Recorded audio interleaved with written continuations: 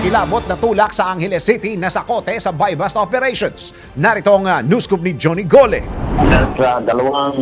tulak nga nitong bawal na droga dito sa Angeles City ay yung nasakuti ngayon itong mga operatiba ng Angeles City Police sa Station 2 sa inilatag nilang buy-bust operations dito sa bisinidad ng Asuncion Street sa Barangay Santa Trinidad dito sa syudad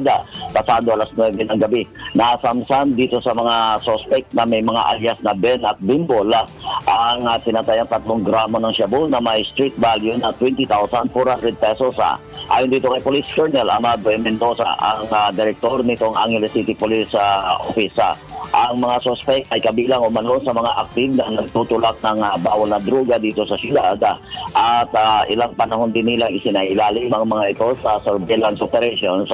ng DEO. Itong mga nakuhang droga at marked money ay agad na isinalalim sa drug laboratory habang itong mga suspect ay hikat na ngayon dito sa loob